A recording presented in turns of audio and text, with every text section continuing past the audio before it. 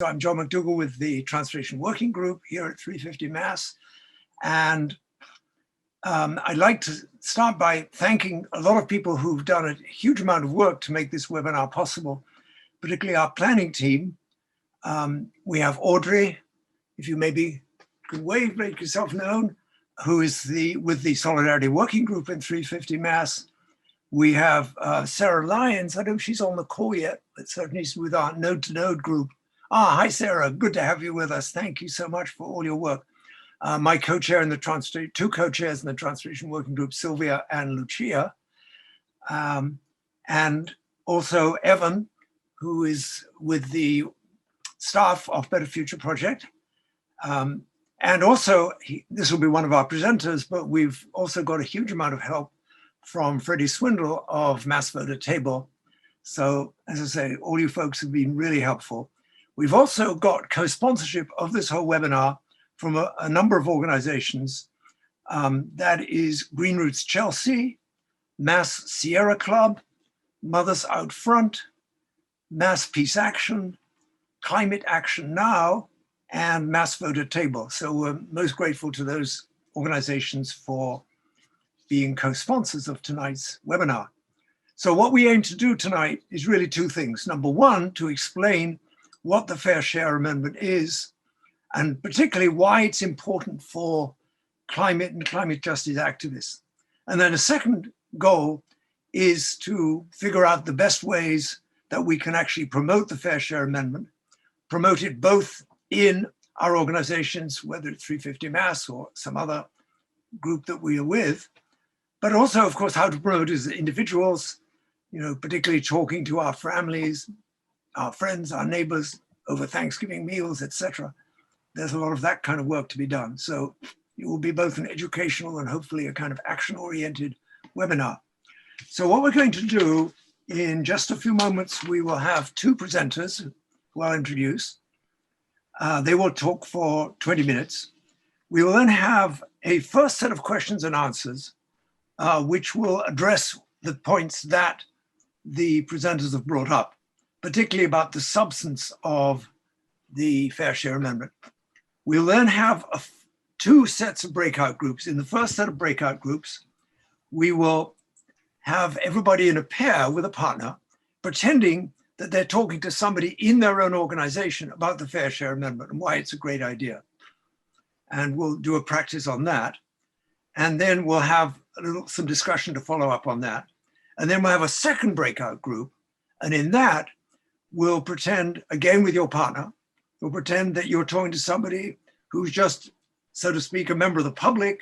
Maybe you're at a polling station where there are, of course, a bunch of municipal elections coming up shortly, or a member of your family, a friend, a colleague, a neighbor, whatever. So talking to the general public, we'll practice that.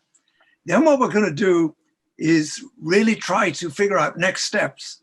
And we'll use a technology called a Jamboard with a lot of help from Freddie, who will be one of our leaders who we'll see and get to see in just a moment. And we'll hopefully come and share a bunch of next steps that people are going to commit to doing, if possible, certainly take seriously as something that they might well do to promote the Fair Share Amendment. And that we'll discuss that to round out the evening. So that's now 7:10. Thank you. So now I think we're ready to introduce our two speakers. And so who we have tonight is firstly, Phineas Baxendale. Phineas is Senior Policy Analyst and Advocacy Director with the Massachusetts Budget and Policy Center. And Phineas will talk especially about, what is the Fair Share Amendment and the arguments in its favor. And then following that right away, we won't have questions and answers yet. Following Phineas, Freddie Swindle will talk, and he will talk more about the Fair Share Amendment broad campaign. And Freddie is the field coordinator with the Massachusetts Voter Table. So I think we're ready. Without further ado, let's hear from Phineas. And thank you so much for Phineas to joining us tonight. Well, thank you, John. Thank you all for having me. It's really a pleasure to be here and be talking to you about this topic. It's only, 400 and so days until this, and the opposition is just gearing up. So it's really key that we are beginning to focus on this as well. What I want to do is talk to you just basically about what the Fair Share Amendment is, and we want to share screen. We can do that with the slides, and I'm going to talk. Fair Share Amendment has three sort of basic components. It's partly about education, it's partly about transportation, and it's partly about inequality and taxes. This is it's extraordinarily short what it does. In some ways, it's quite simple to understand. There's particular aspects of this we can talk about, but this is the Fair Share Amendment that people will vote on in November of 2022. So I'll give you just a moment to look at that if this is new.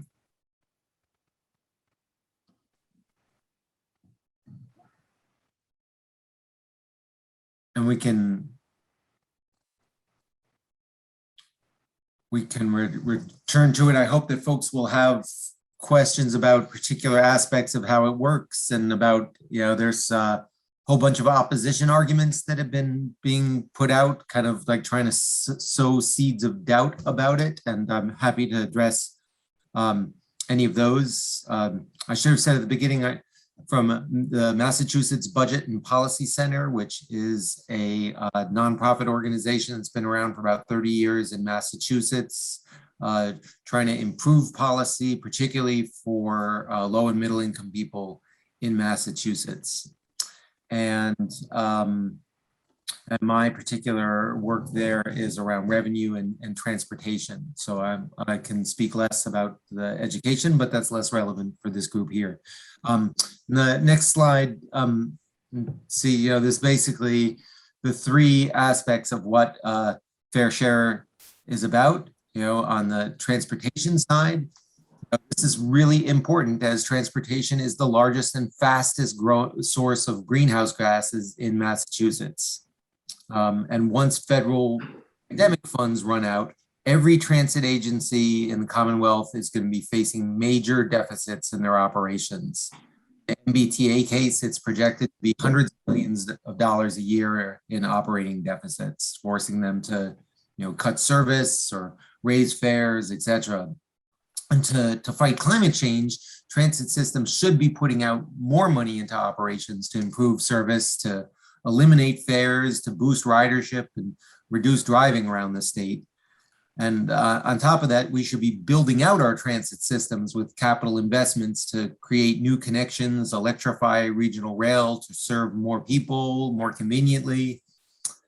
Just a few weeks ago, the business group A Better City published a paper that included a list of $43 billion in transportation capital projects that are part of future plans, but don't have funding and won't happen without some additional money.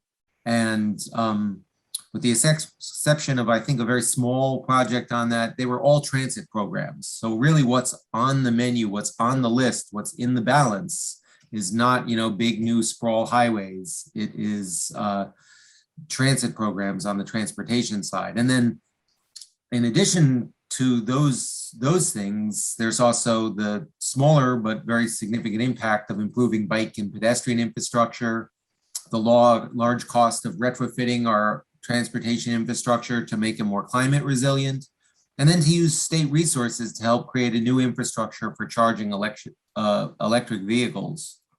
Even with the federal legislation we hope passes, it's not nearly enough. So we are definitely going to need massive and sustained increases in federal funds.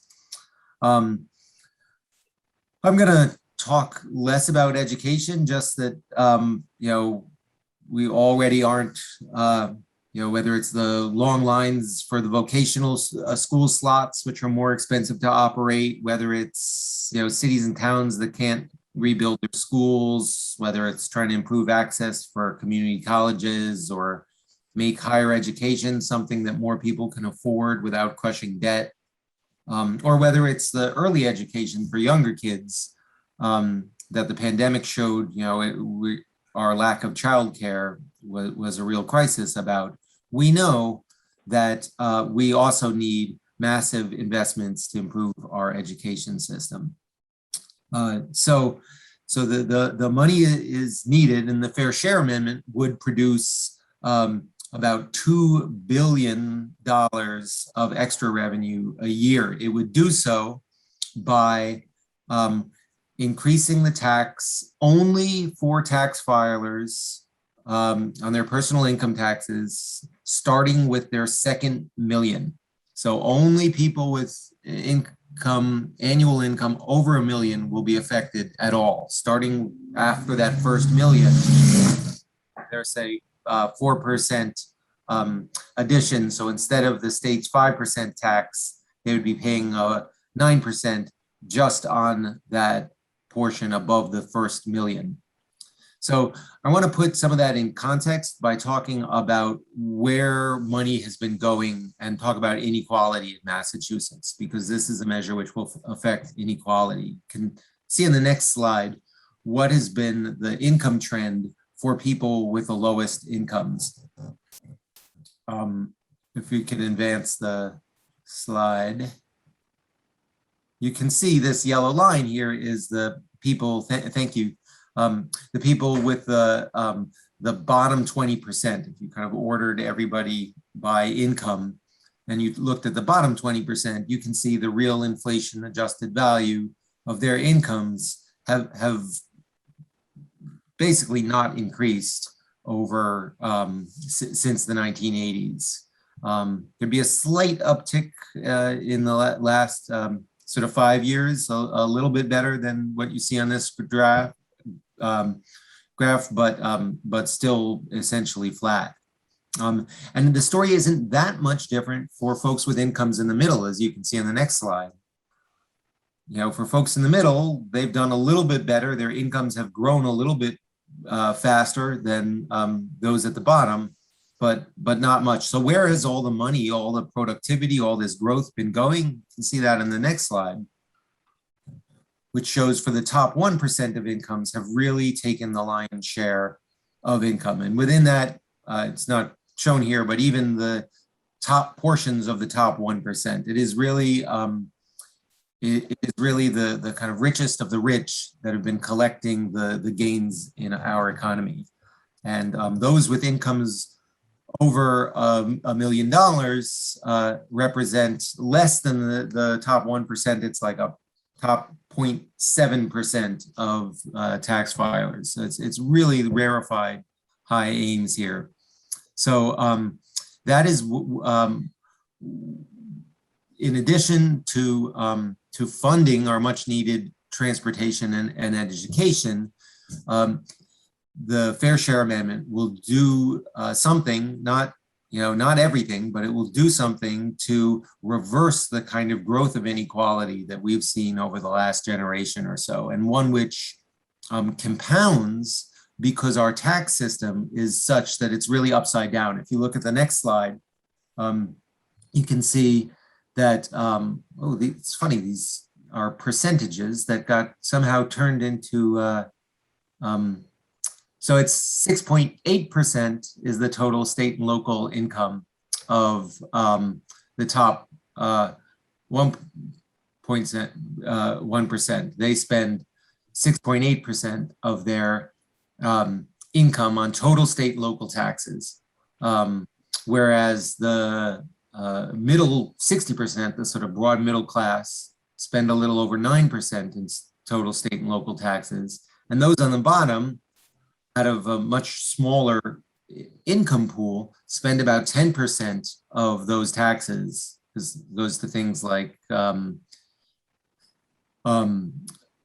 sales taxes, gas taxes, and consumption taxes because they consume all that they have. So you can see we have this upside down tax system. So one of the things that the Fair Share Amendment would help to do is to turn this upside down tax system right side up so that we would not have this compounding inequality, which of course matches racial inequality, because those in the bottom and the middle are much more represented by people of color, and the top 1% is a much whiter group.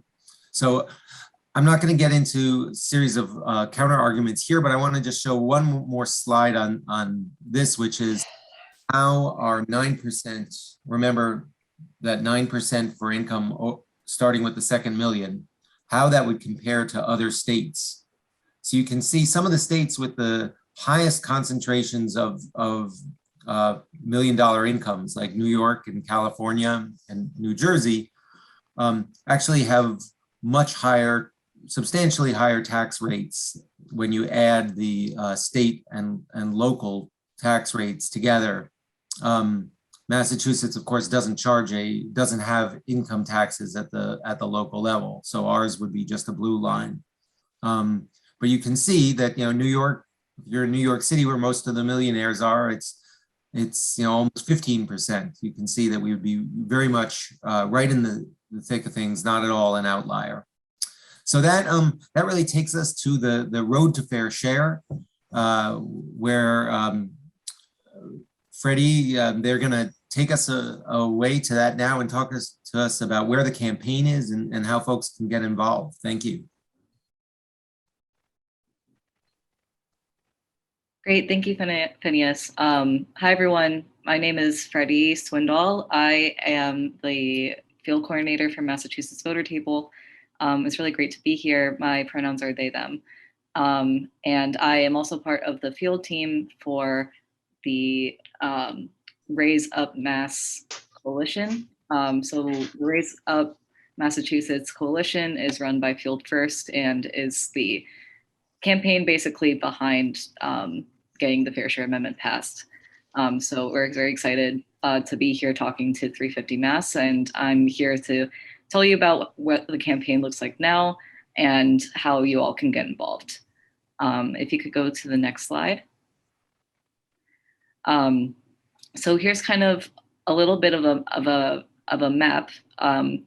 So basically, at this point, to get the amendment on the ballot, which it is now, they had to pass 2 constitutional conventions at the state level, which they did.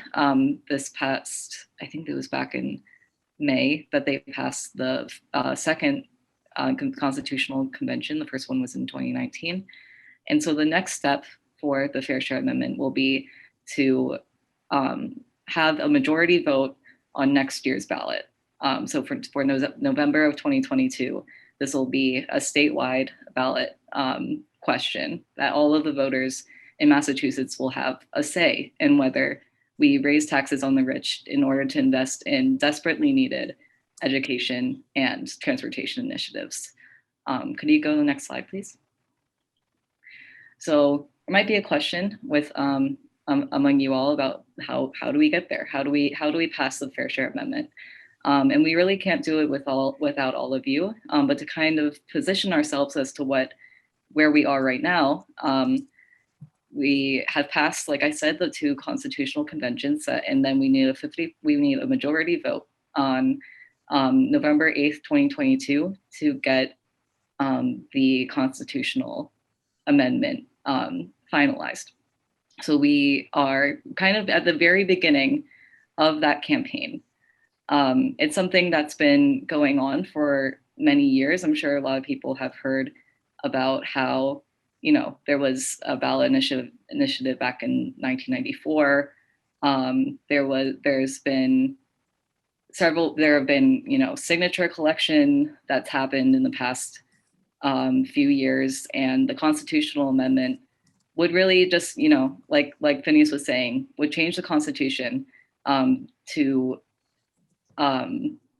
increase taxes on the wealthiest in Massachusetts, and then also, you know, it's very hard to undo that sort of action as well. So it would be a very sustainable way to fund education and transportation.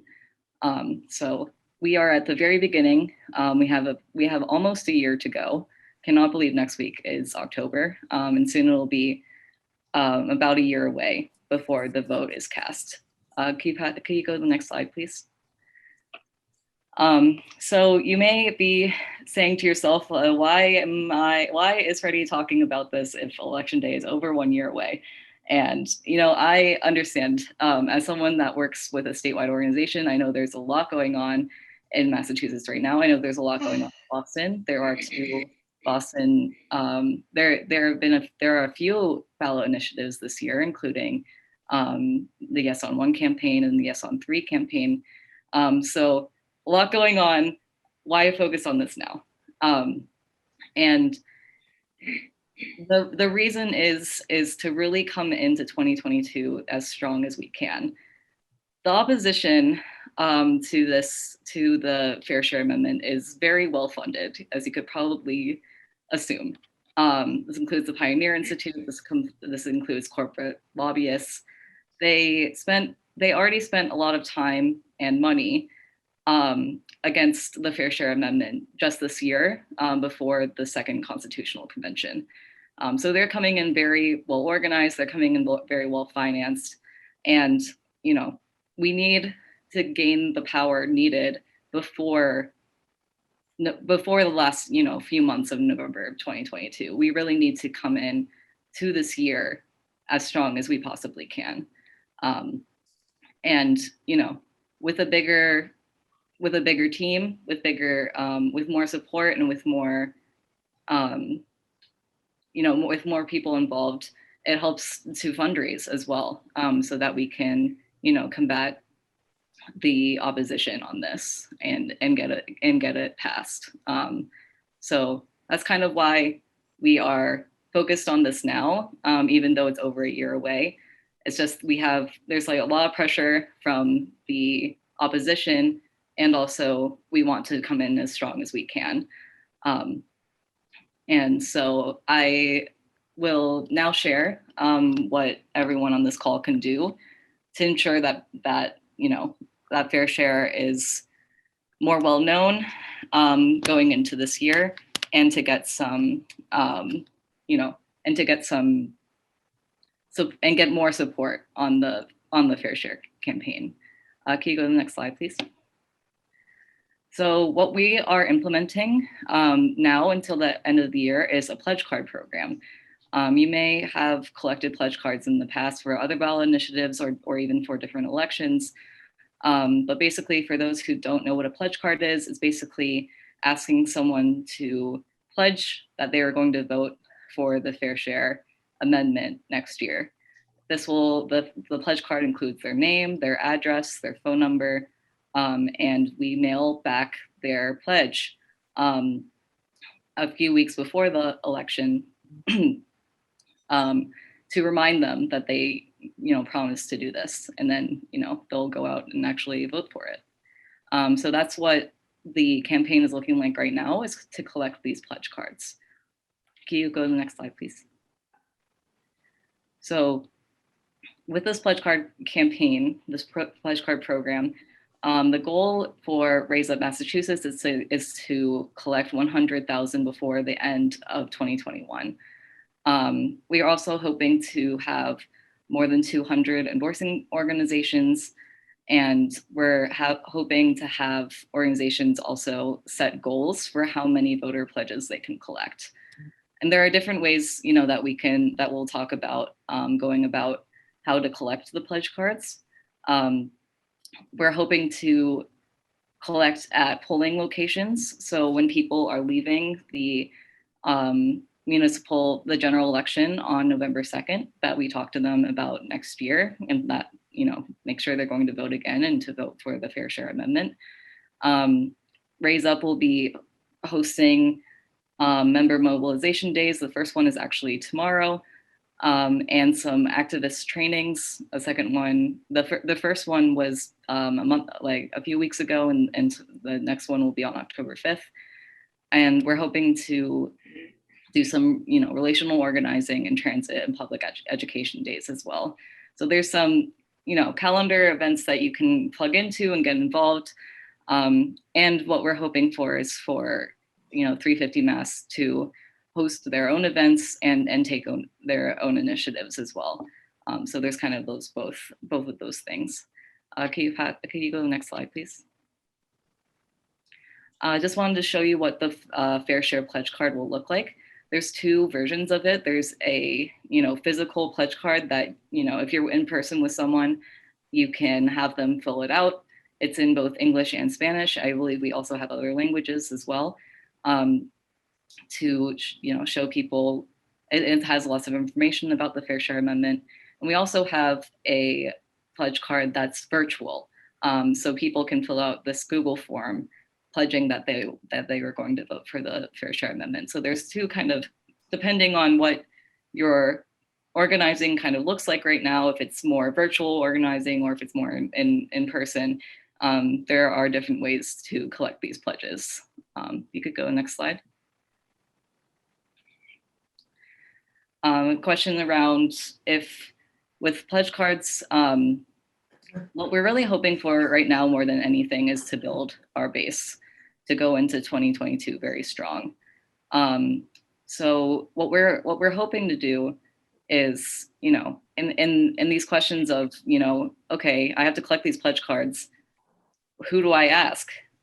What we're really hoping for is that organizations will focus on their own membership. So 350 Mass, if you have different membership meetings and things like that, that you bring pledge cards or you bring the link with you and collect pledge cards in that way. We're also hoping that individuals that might not be affiliated with any group would get pledges from their friends and family or people, people at work, people at school. And in this way, we really do grow our campaign because we have those people's names, their emails, their phone numbers, so we can contact them again and again in the future to continually remind them about the Fair Share Amendment.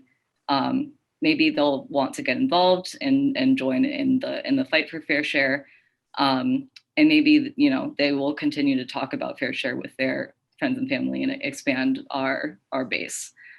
And in the question of why now, we also, something that I didn't mention before is that we have gotten advice from other states that have gone through similar ballot initiatives that we start early and get the message out so that everyone knows, what we're hoping for is that every voter in Massachusetts knows about the Fair Share Amendment, especially during a year where it's on the ballot, where it's not a general, it's not a presidential election, it's usually low voter turnout. So we're hoping that every voter in Massachusetts knows about this. And we can't do that without all of your help. So you go to the next slide. So there's a couple things that I'm hoping, and we can talk about this more as we continue through the webinar, that 350 Mass can do.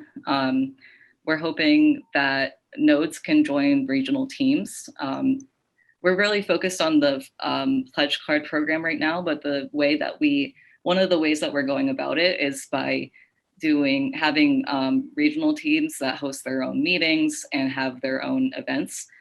So there's for instance, there's a team that's in Greater Boston, there's a team in Western Mass, there's a team in Southeastern Mass. And this is really to localize the Fair Share Amendment, to work with, as an opportunity to work with other organizations in your neighborhoods and your communities, so that they can, so that it's both a statewide campaign, but also a localized campaign. We're hoping to set a numeric goal for collecting pledge cards. We're hoping that actually tonight we're hoping to collect goals from everyone here. We're hoping that people can provide updates and trainings at membership meetings. Like I was saying, what we're really hoping is that people is that organizations, talk about it with their own membership, and that individuals, continue to talk about it with their networks. We're hoping that folks could integrate voter pledges into their newsletters and actions, and hoping to join with statewide campaign and action dates. I'll stop here for now, but that's kind of the overview of what the campaign looks like right now. And I think we'll go into questions, but yeah, thank you, everybody.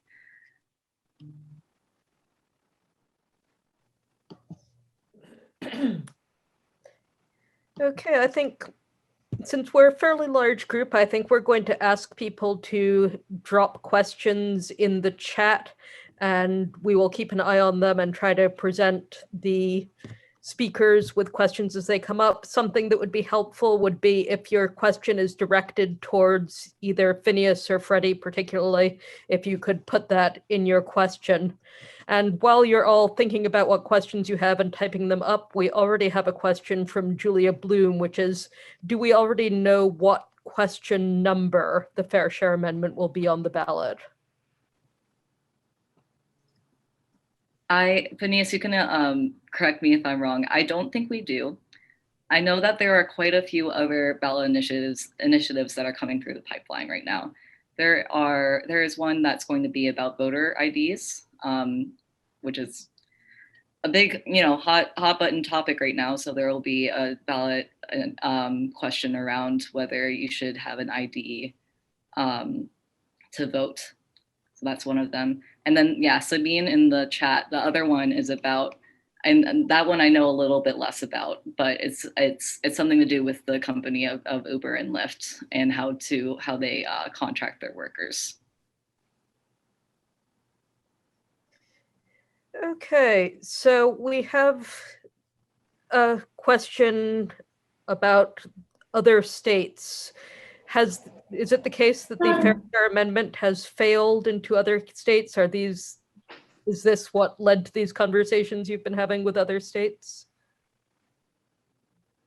So the Fair Share Amendment in its exact form hasn't come up in other states. The Fair Share Amendment is in its exact form is a response to the fact that 100 years ago the people in a constitutional convention who were wary about creating an income tax, one of the first income taxes in the United States, and we're looking at the Bolshevik Revolution and other scary events like increasing immigration, and they wanted to put in a flat only one rate, so it couldn't be used for redistribution. And they put that, the compromise was to put that into the Constitution as a feature. And so we have that very odd feature in Massachusetts. There have been other states that have voted for their own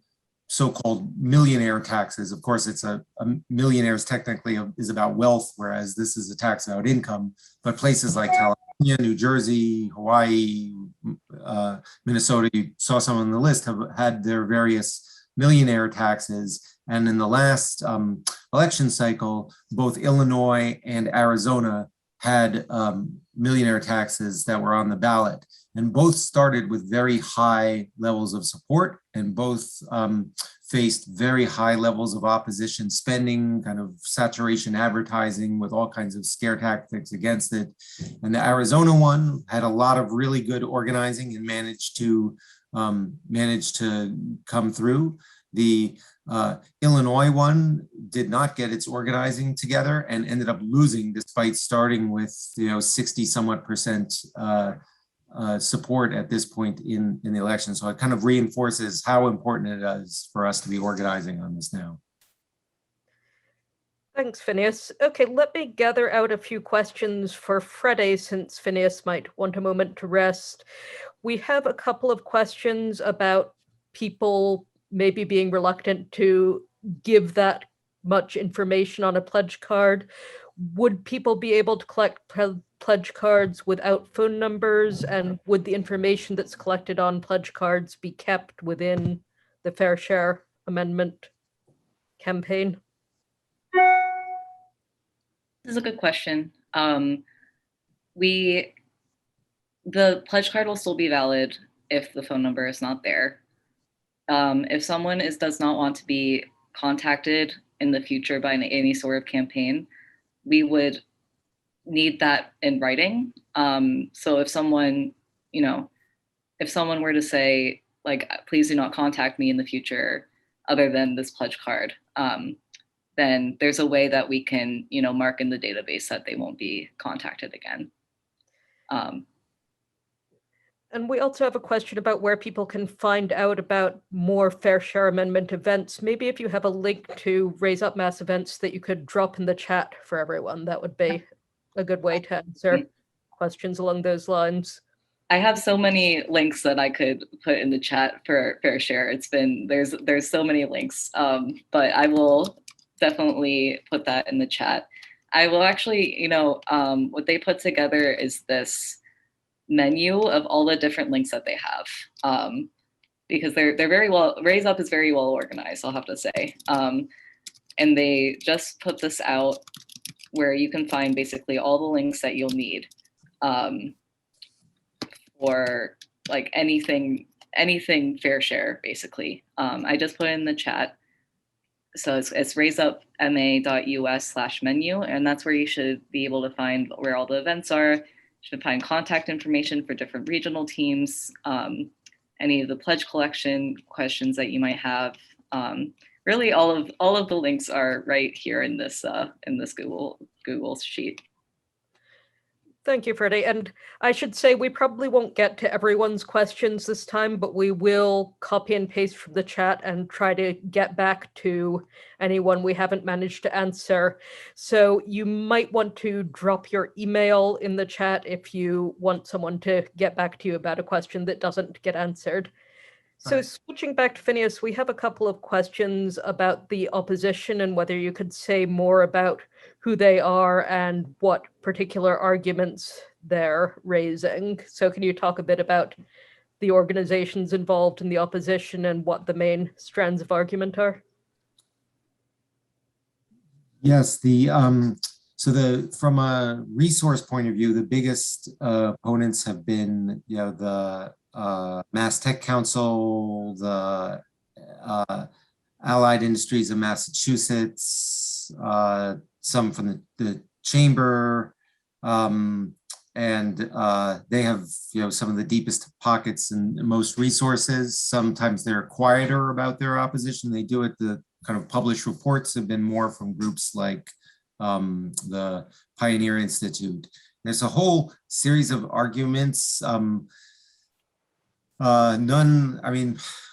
Most of them don't have a lot of substance behind them, but they have the effect of kind of sowing these little seeds of doubt, sort of, what the strategy was with tobacco or with climate, for that matter, to sort of sow these seeds of doubt. So one issue has been around that all of our millionaires will leave if we tax them more, despite the fact that these places like California, which have some of the highest taxes, also have some of the greatest concentrations of high incomes, and also, for that matter, some of the highest growth in those millionaires.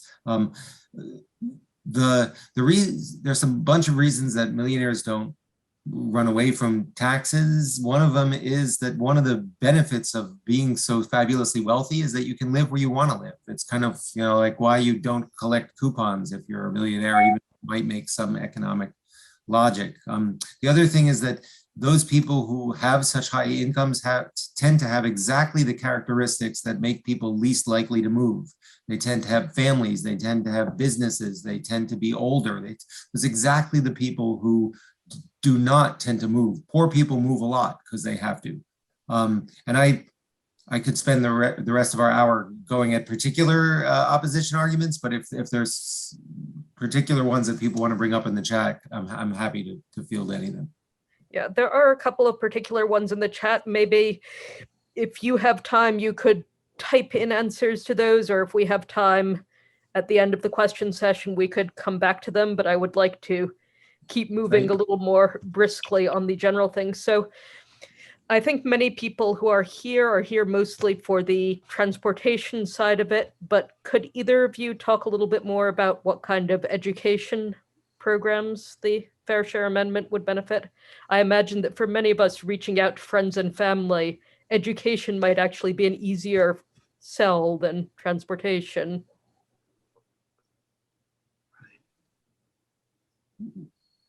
There's, you know, I think there was a question in the chat about how much money this would generate every year. And the answer to that is an estimated $2 billion, just an incredible amount of money. And so, you know, what the question around like what possibilities there are just so many.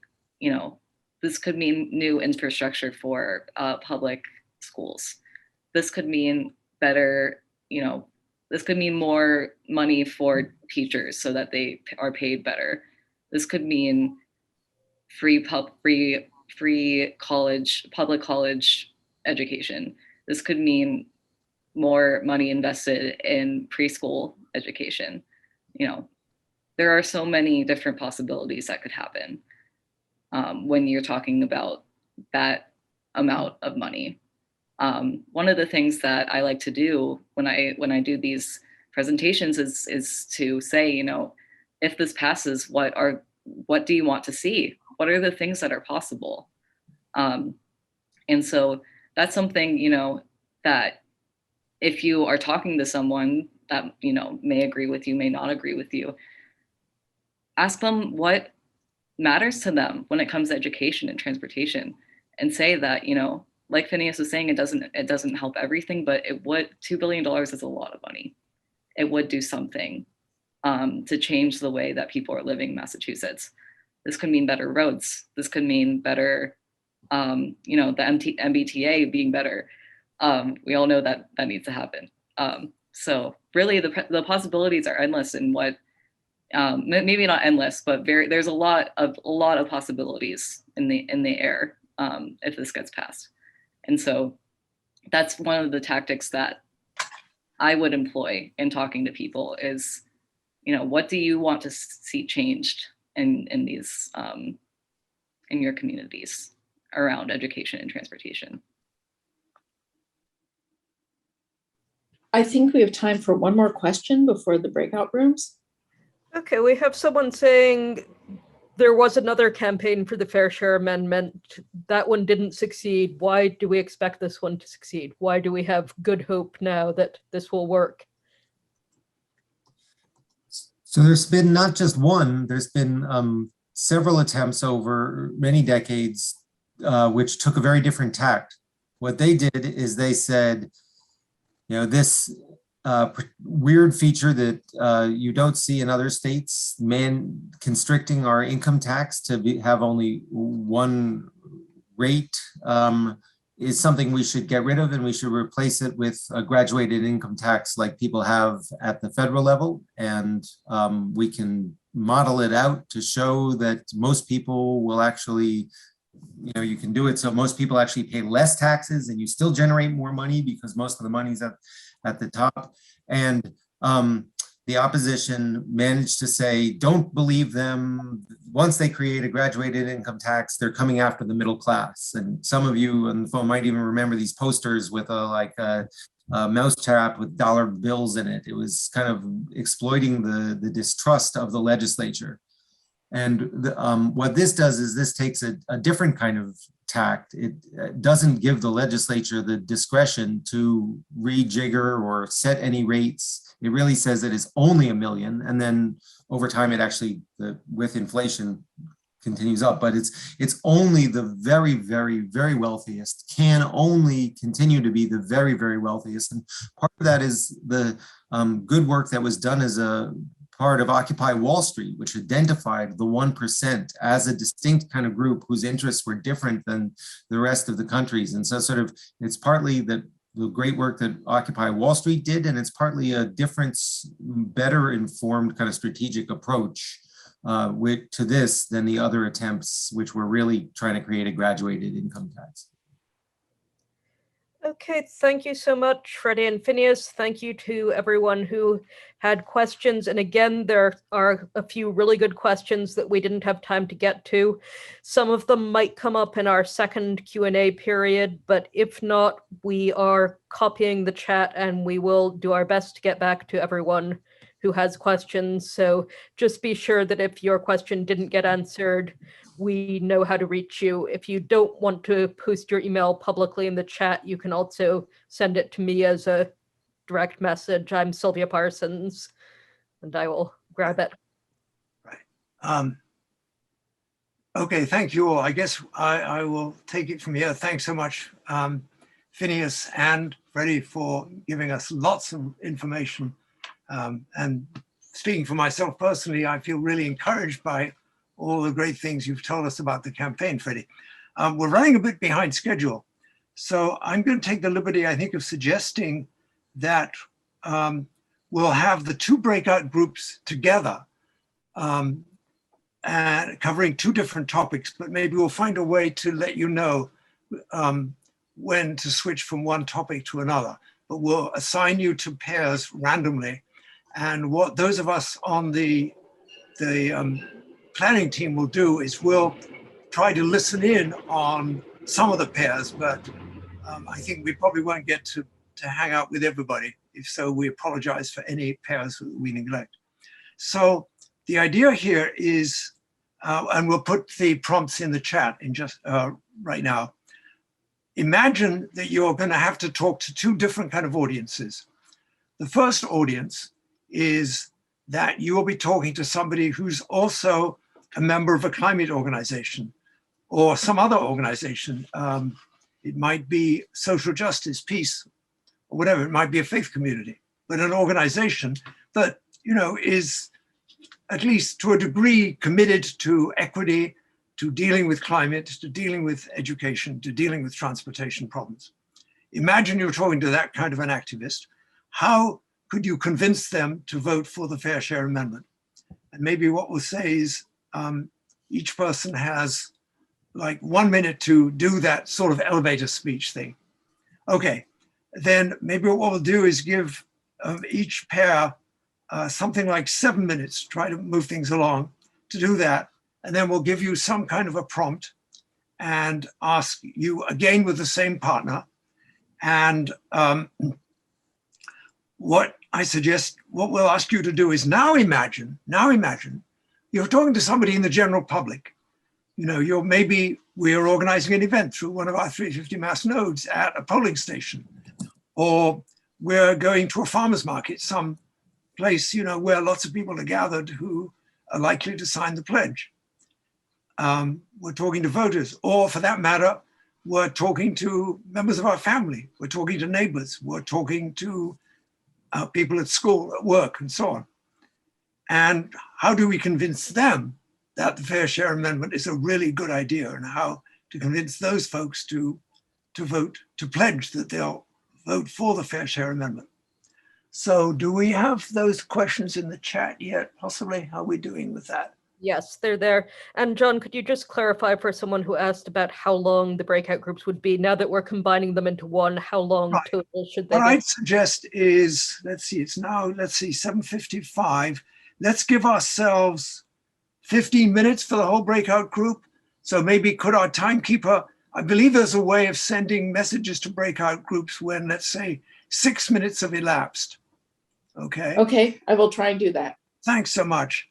And what I'd suggest is, so you'll be in pairs. Maybe you can easily pick who is the first person to go in the pair and who isn't. If you have trouble with that, you might want to pick the person with the longest hair in your pair. Just one, and of course, get to know the person in who's your partner if you don't know that person already. But as I say, we're going to go into pairs. And do we have the questions up there yet in the chat? Yes, they're there. Okay. Are there any questions before we send you off into various random pairs? Any questions that anybody might have? Okay, great. Okay, good. So good luck to everybody in their pairs, and we'll see you in 15 minutes from now.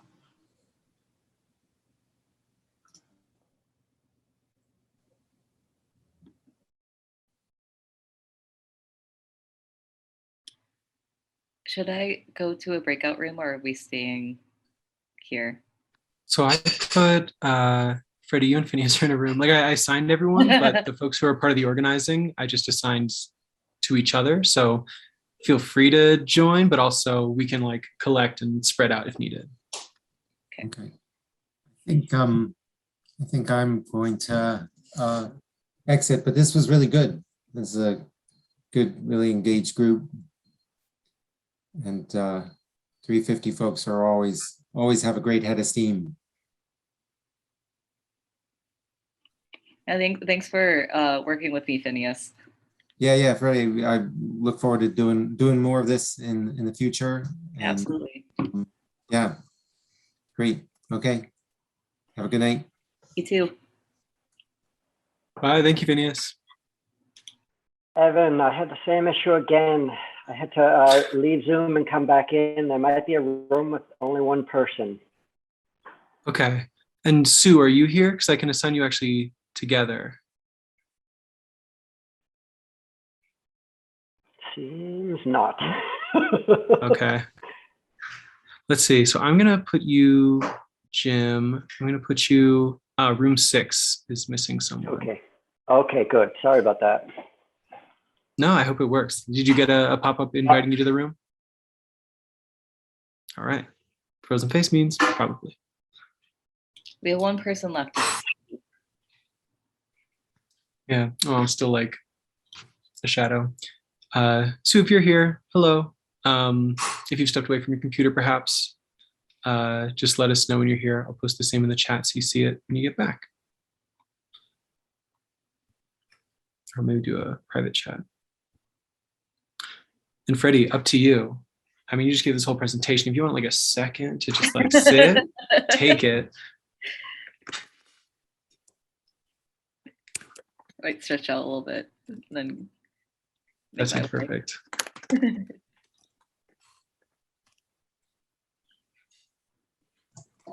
Hey, Evan, there was no one in my breakout room. Oh, really? People, I think there was like a lot of people who left sort of immediately when I was about to sign. Been there. Yeah. Would you like? There's no throw one me in else. somewhere. But Oh. yeah, I'll just. Do you mind being just a third person? I'll throw you That in sounds with amazing. Yeah. somebody. Anyone in particular want to hang out with? Debbie or Anne, I would say. A lot of great people out there, but yeah. I'll throw you in with Debbie. All right. All right, look out. You're going to Debbie Marion, right? Yeah. All right, you're going to breakout room 7. See you in a little Thank bit. you. Amazing.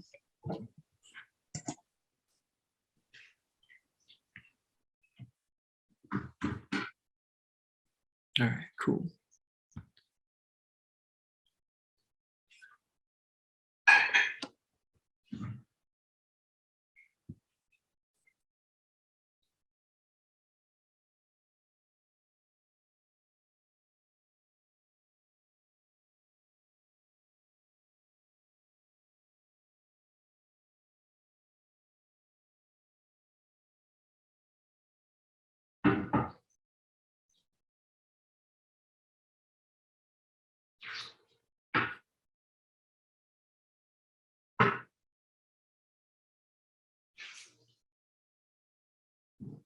Hey, Rosemary, are you there?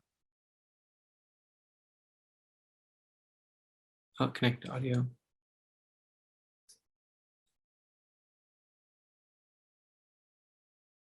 Hey, Rosemary, are you there?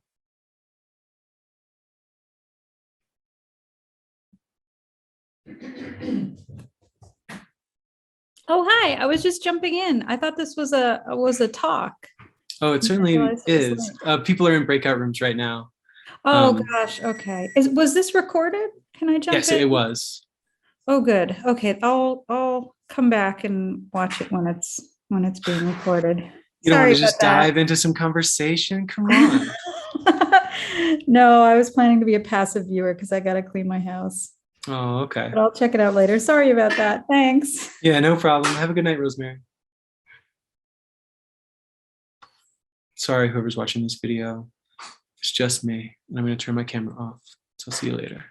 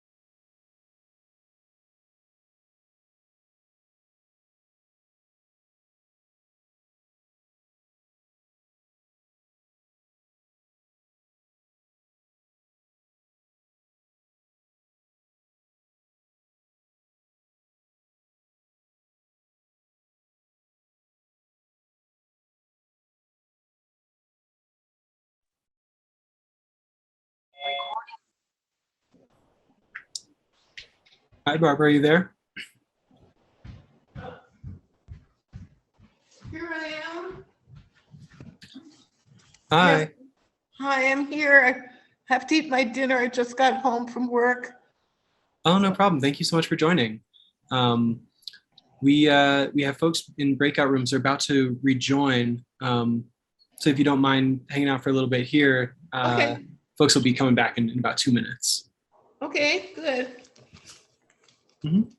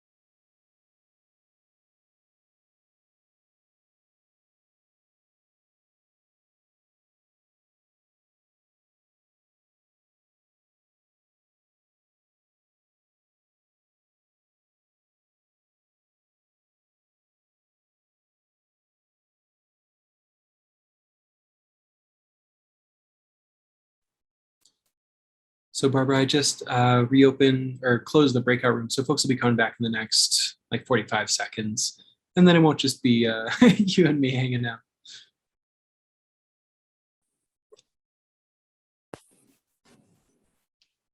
Hey y'all, welcome back.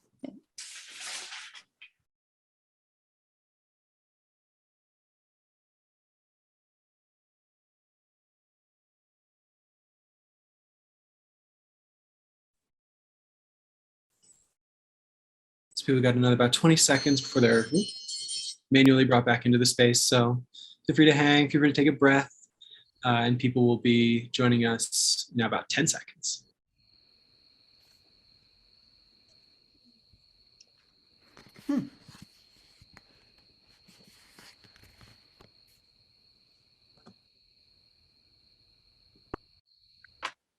Where's that thing? Now the main session. People are coming back. Hey, welcome back, y'all. Everyone should be back, so we can start the conversation whenever you're ready.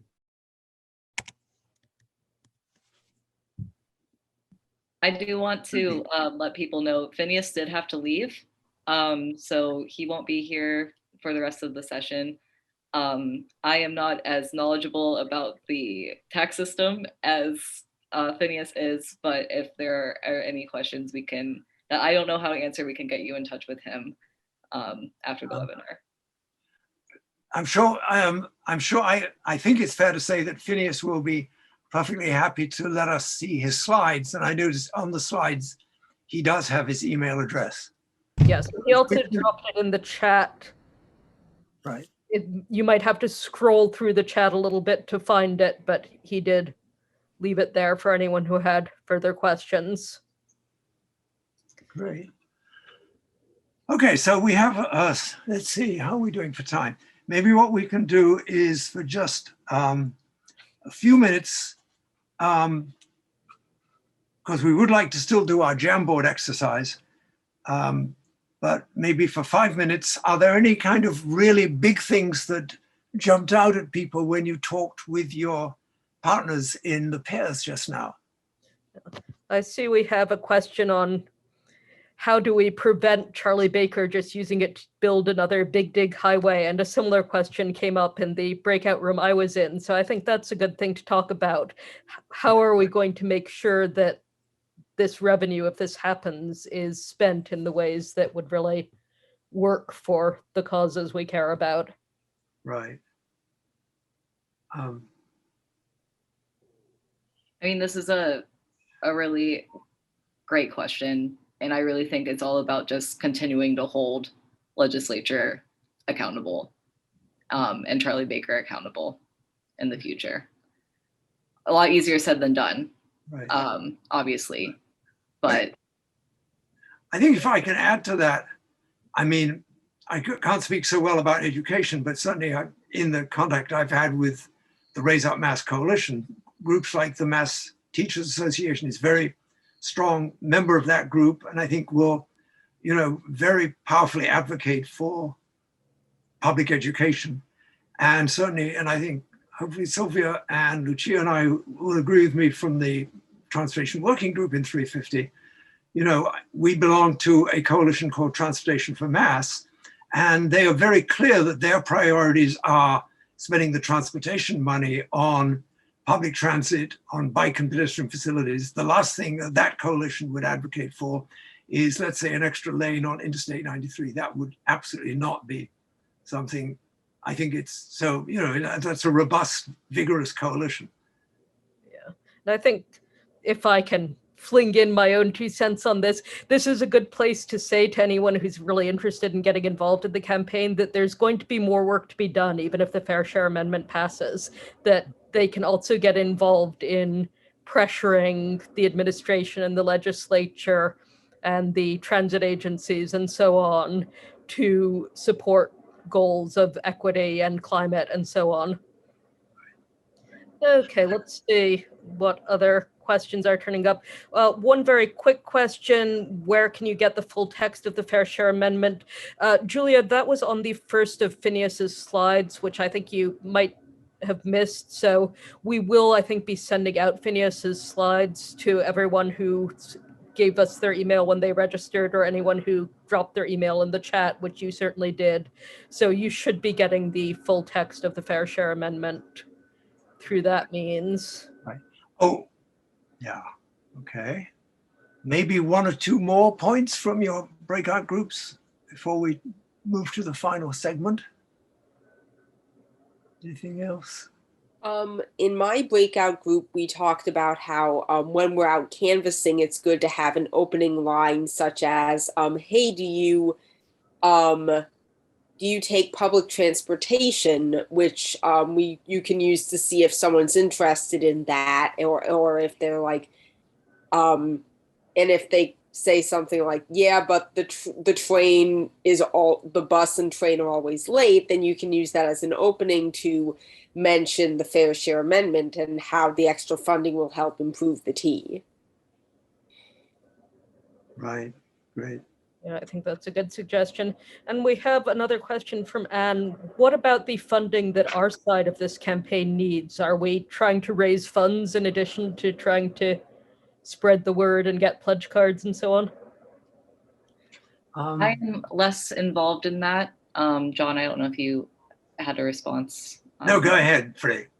Yeah, I'm less involved in the fundraising. I believe that's more of Field First, who's behind the campaign. Like they have their own sort of fundraising efforts going on. But if people are interested in fundraising efforts, I can definitely get you in touch with them. And Freddie has also just dropped in the chat the link where you can request the physical pledge cards. I think we organizers of this webinar should promise to send out some information to everyone whose contact information we have after this, which should include Phineas's contact information and that link to request pledge cards. And I think at some point, Audrey is also going to drop in the chat again the link to the feedback survey that we'd like you to fill out if you have a chance. Right. Okay, great. Okay, so I think, yeah, and maybe just to make sure, if you're really interested, we'd love to work with some additional people. We have, I think, an excellent team that put this webinar together. I don't want to take any credit. Others people like Sylvia should take the credit. Anyway, but we love to expand that team. So if you want to join our team for future actions, certainly put your name in the chat. That would help. So I think I'm just going to now hand things over to Freddie, who will explain this final thing where we can really do some brainstorming about actual pledge commitments with this technology called the Jamboard. Yeah, absolutely. Sarah's question in the chat is a good one. When you see a no soliciting sign, it means you can't ask them for money. We're not asking people for money. So you really can ask for pledge cards really anywhere that, there are people that set up tables outside of grocery stores. There are people that have collected pledge cards at bus stops. The sky is the limit when it comes to collecting pledge cards in public spaces. So I have I don't know if I have a Jamboard here. I don't know if people have used Jamboard before. I'm going to share my screen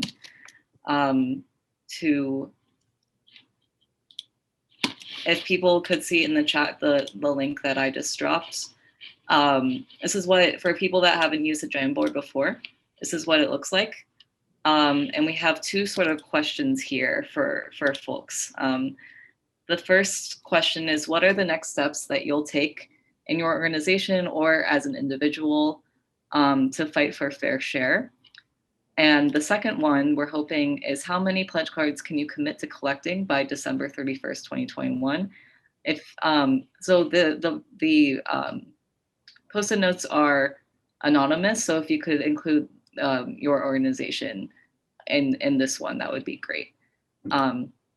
For those who haven't used a Jamboard before, it's very simple. All you do is click on this little sticky note here, and you can write whatever your answer is to the question. So for me, it will be, following up with 350 members that came to the webinar. You just click save, and there it appears. Does anyone have any questions about this before we get started? Maybe we could allow like 3 or 5 minutes for this.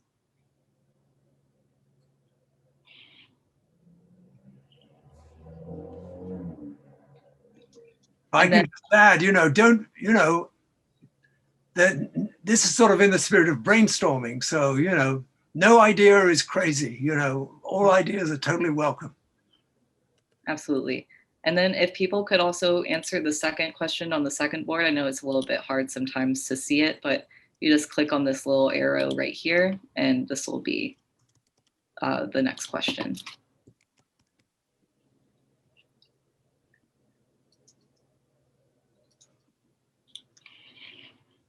I'm just going to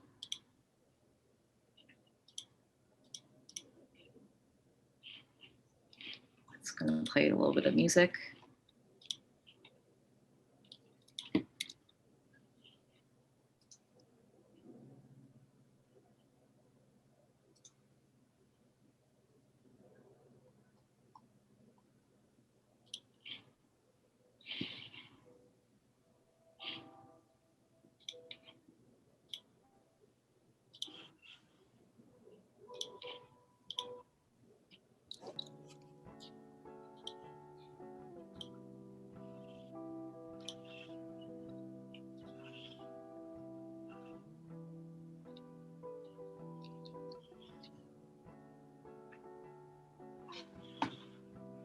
Somehow it's not letting me finish my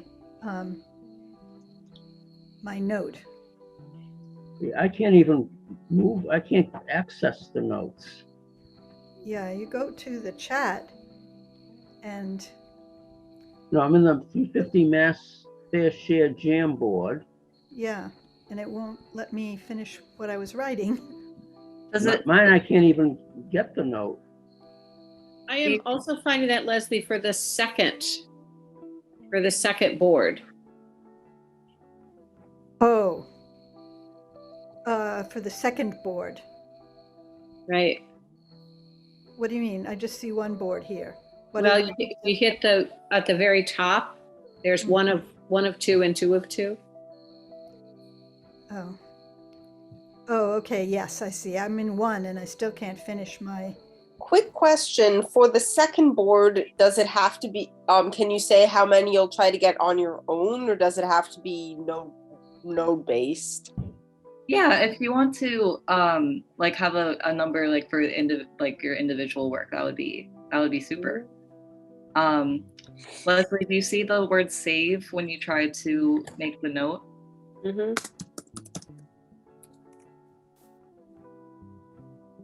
I can't.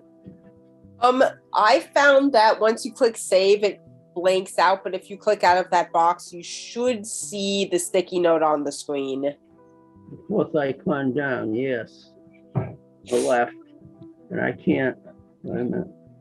Sticky note. Yeah, so click on that. Yeah. Oh, I Oh, didn't here know we there go. was a Finally note got on one. Notes. Oops, it disappeared.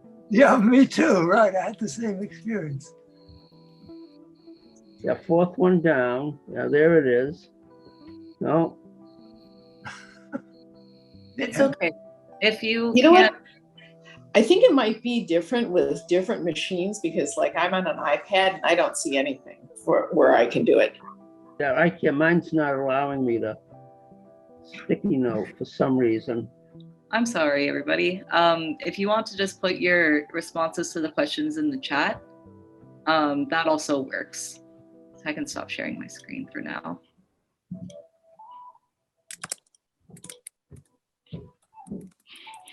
Steve, what device are you using? See a Dell laptop. Okay. Yeah, thank you. I'm not sure why it's not working. Thank you.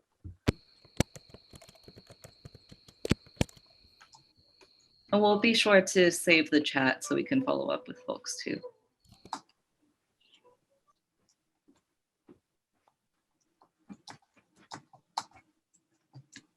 So does it matter whether you sign real cards or digitally, or does it not matter? Yeah, you can employ either one. So you could either, if you have a meeting in person, you can bring the physical cards, or if you have a Zoom meeting similar to this one, you can have the virtual link. So either way counts. Is the link is on the website? It is, and I can put it in the chat again. By the way, one piece of information is, hopefully we fix that today. What you'll see when you pledge is towards the end of the form, it has a whole menu of different organizations that have endorsed the Fair Share Amendment. And for some reason, even though 350 Mass has endorsed it, it didn't appear as one of the options. But I just wrote to Freddie today, and hopefully we've fixed that. So now 350 will appear as one of the organized, for those of us who are from 350, I believe there may be a few on the call who are not from 350, but you are from 350, you can certainly check that. Where do we pick up pledge cards, the paper ones? Yeah, that's another good question. We have a request form where the field first folks will be able to mail them to you. I can copy that link and put that in the chat as well.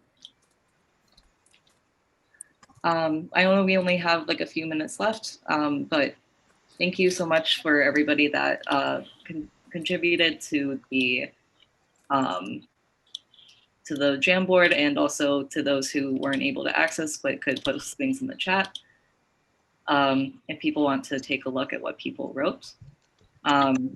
Looks like there's going to be people that are going to talk to family and friends, following up with members that came to the webinar of 350 Mass. The Fair Share training session meeting tomorrow. Someone's going to go. That's wonderful. Gonna brainstorm how to get pledge cards. Talk with Fair Share with node leaders across the state. That's amazing. and talk with my node about committing certain number of pledges, ideally above than 50 per node. Talking to the SWG about their involvement in this campaign. Yeah. By the way, SWG, thanks to Audrey, is the Solidarity Working Group. That's great. Co-sponsor of our whole event tonight. That's great. Yeah, these are wonderful. I have a question. Sure. Where is the FSA training session tomorrow? That will also be virtual. I can get that link for you so you can register. Thank you. Yeah, absolutely. And then the second one, how many pledge cards can you commit to getting? There are some individual goals, which is great. So around 25, around 30, 25. North Shore node could get 300. Watertown could get 100. And then this node said 100 plus, but we're not sure which one. If you could show yourself to whoever hopes to get 100, that would be great. But yeah, thank you so much for committing to get this number of pledge cards. If you didn't commit today, that's okay. If you need to talk to your node and things like that, that's what this webinar was for, is just to get that ball rolling, and hoping that you all have a goal at some point soon. Right. Thanks for that information, Freddie, and for coordinating that. Just to add a couple of things. So our planning team, we've had some discussion about an overall goal of total number of pledges to get for the whole of 350. And what we thought would be an appropriate goal is 750. We picked that numbers thinking that we have more or less 15 nodes. I think it's actually 16, but if you assume 15 nodes and on average a node gets 50 pledges, then you do the math and you come out with 750 for the whole organization. So hopefully that, will make some sense and be something that's attainable. Hopefully we'll blow past that goal quickly and have a lot more than that by December 31st. But anyway, that's our goal right now. The other thing is we've already in our planning team had invitations from a couple of nodes to come and talk to that is the Charles River Green Coalition, and I think is it North Shore, I think? Charles River Green. Charles River Green, I'm sorry, Steve, right. And also North Shore, right, thanks, Jim. So we'd be happy to come to other node meetings and do the same kind of talk that you heard tonight. And of course there are other, is there anybody here who's not from 350? I know we did get co-sponsorship from some other organizations. Not to be too parochial, pardon me. Okay, anyway, and it's a little after 8:30. We hope to be finished by just about now, but are there any final thoughts, suggestions, things that we should do? We hope to see some of you at a future planning meeting. We'll send out a poll for when we will hold the next meeting to plan the overall fair share campaign within the 350 context. But again, friends from outside 350 are most welcome to join us. And I'll just give you a final plug. We have involved within 350 in this particular webinar, both the Transportation Working Group and the Solidarity Working Group. Right. If you're interested in getting involved with either of those working groups in general, even beyond the Fair Share campaign, I think we would be very happy to have you with us. I'm dropping my email in the chat for the Transportation Working Group, and maybe Audrey would like to drop hers for the Solidarity Working Group.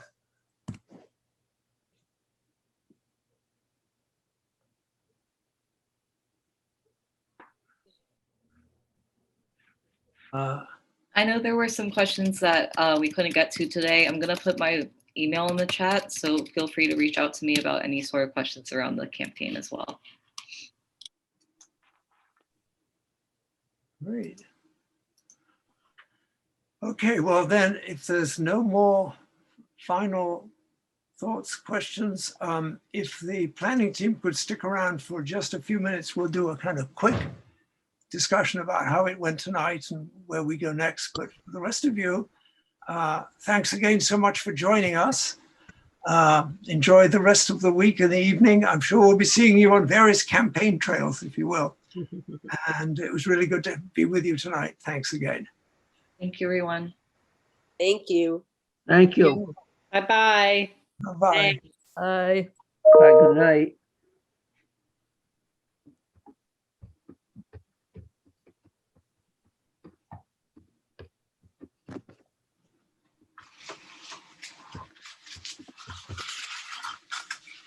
To the other members of the planning team, I'm very quickly going to put food in the cat's bowls before there is a riot, but I will be right back. Right. The cats have to get their fair share.